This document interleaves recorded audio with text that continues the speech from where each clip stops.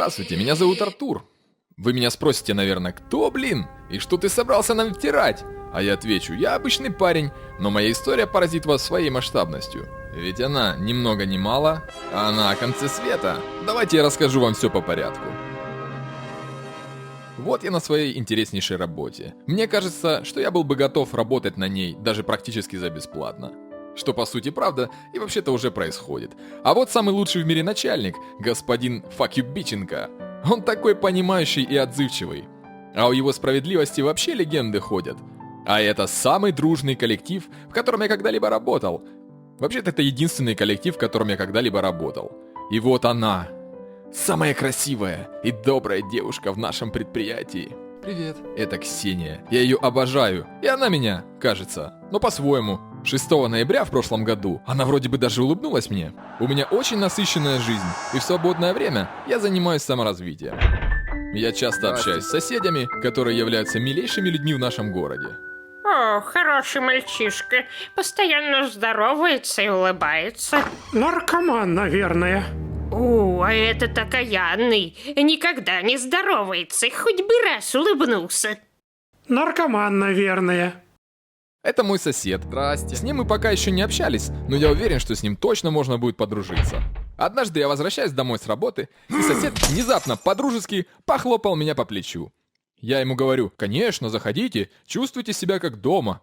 Он вежливо вытер обувь, но в квартиру заходить не стал. Слышь, фраер галимый, меня маски-шоу за делюгу накрыть хотят. Нужно на время схоронить котел, чтобы при шмоне не нашли. Не вздумай быка врубить, иначе не поймать тебе больше тишину. Не измень, мои пацаны придут на скоряк забрать. Если закрысишь, зажмурят, сечешь? Сосед был взволнован и говорил на каком-то тосканском диалекте итальянского языка, наверное. Поэтому я не все понял, но вроде бы он хотел, чтобы я присмотрел за его чемоданом. Он настолько спешил, что даже ушел как-то по-английски, не попрощавшись. Я выглянул в окно, чтобы посмотреть, куда он так спешит, и заметил его общающимся со службами правопорядка. Вероятно, это было какое-то недоразумение, и его с кем-то спутали. Очень хороший человек.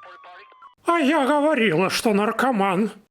Мною играло любопытство, и сначала я решил не проверять содержимое чемодана, потому что меня уж очень вежливо попросили. С другой стороны, а вдруг там что-то, что нужно положить в холодильник, например? Профессиональный взгляд бухгалтера мигом дает мне понять, что в чемодане ровно $1 000 000.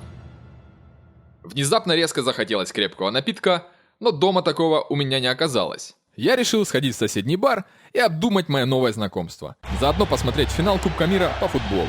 Смотрю футбол и замечаю возле себя за барной стойкой любопытно выглядевшего мужчину, который смотрится в этом месте как не пришей кобыли хвост.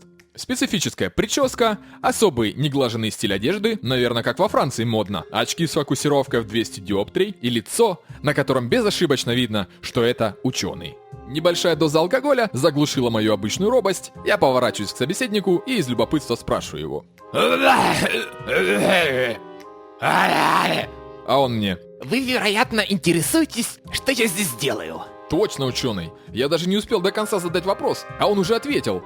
Так же, как и вы, пью пиво и смотрю чемпионат по футболу в последний раз. Я только собираюсь спросить, почему в последний раз, а он опережает меня и говорит. Вы очень обаятельный человек, поэтому я поделюсь с вами одним ужасным секретом. Видите ли, я работаю на одну надгосударственную структуру, которая сотрудничает непосредственно с ведущими космическими организациями, такими как НАСА и SpaceX. Совсем недавно наши телескопы обнаружили стремительно приближающееся к Земле космическое тело, которое напоминает по форме гигантскую пятую точку. Мы дали ему латинское название Жопус Вселеникус.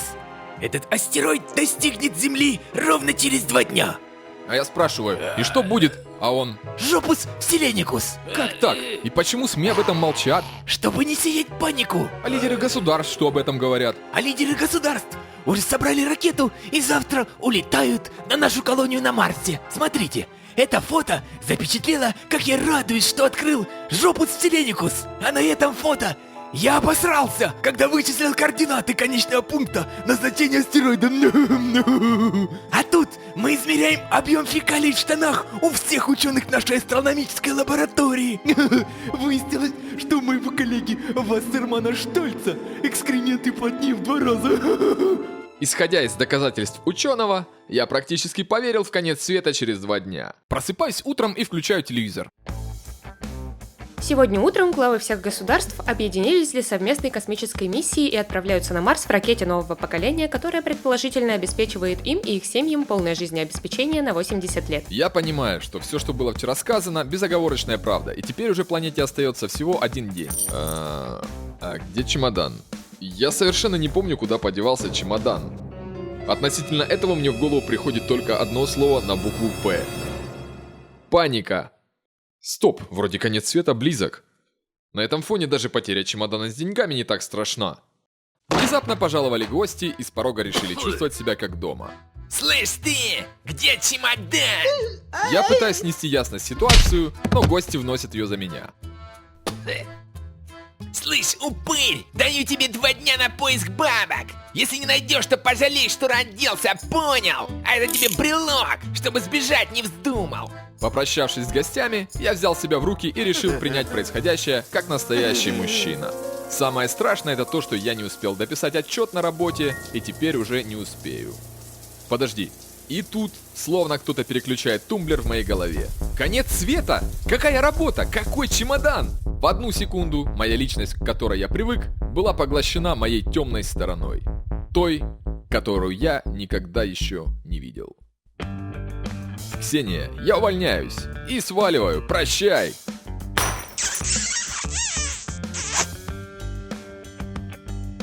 Прощайте, крокодилки! Уволиться нужно было максимально профессионально и вежливо. Ровно настолько, насколько господин Факьюбиченко этого заслуживал. Иди нахуй, пидорас ебучий! Я тебя, блядь, ненавижу! Хуй путало лесное! Обудок ебаный, блядь!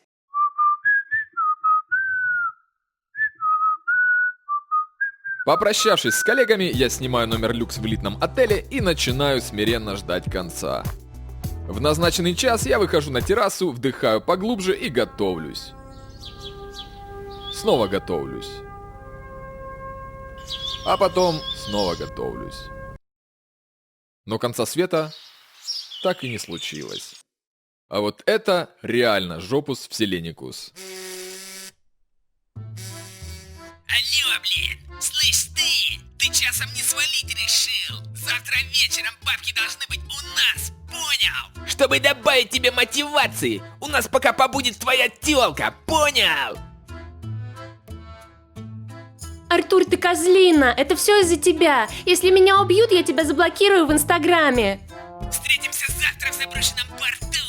Я быстро разработал план по поиску средств и начал с легальных путей заработка, попутно отсеивая неэффективные способы.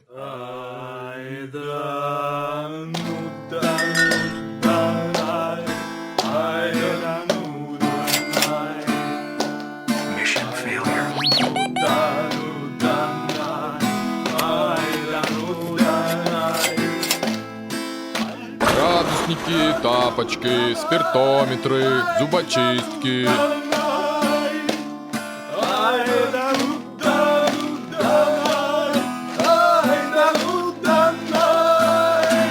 За день мы насобирали 379 рублей и 7 казахских тенге. Такими темпами нам потребуется всего 548 лет, чтобы насобирать нужную сумму.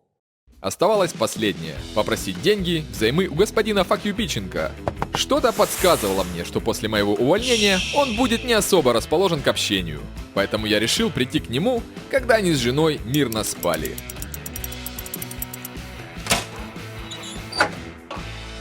Моему унынию не было предела. Денег у господина Факьюбиченко не оказалось. Мы с девчатами галантно прощаемся с моим бывшим начальником и возвращаемся ко мне домой, поскольку денег на отель люкс у меня больше нет. Оставалось только умолять моих новых друзей, чтобы Ксению отпустили.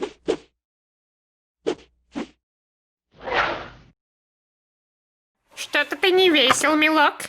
Ничего не потерял? У меня твой чемодан со вчерашнего вечера.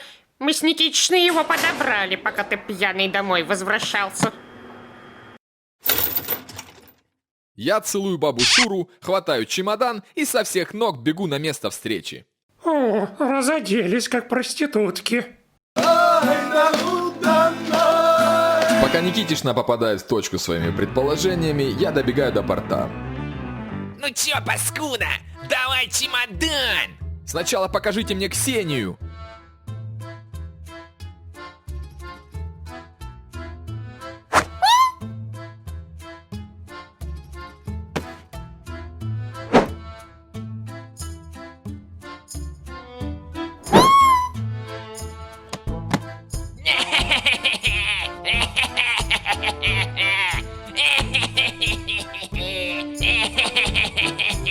И тут как в американском фильме. Стоять! Руки за голову!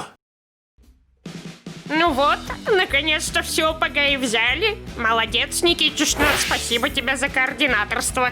И тебе спасибо, милок. Отлично сыграл роль беспомощного оболтуса.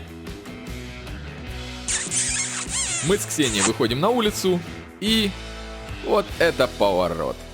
Тут даже сам Шьямалан одобрительно похлопает, а Брюс Уиллис разведет руками от беспомощности.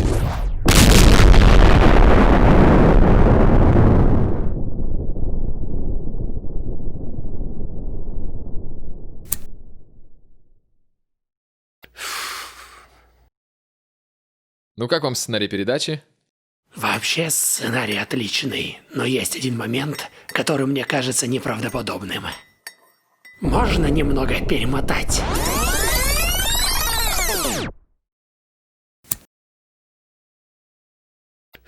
Вот. Звук зажигалки в космосе просто невозможен, понимаете? Это вакуум. Все знают, что звук там не распространяется. Я не хочу, чтобы зрители Хрен ТВ подумали, что мы принимаем их за идиотов. Звук зажигалки уберите, а в остальном все отлично. Отдайте материал главному редактору на подпись и готовьте сюжет к эфиру сегодня вечером.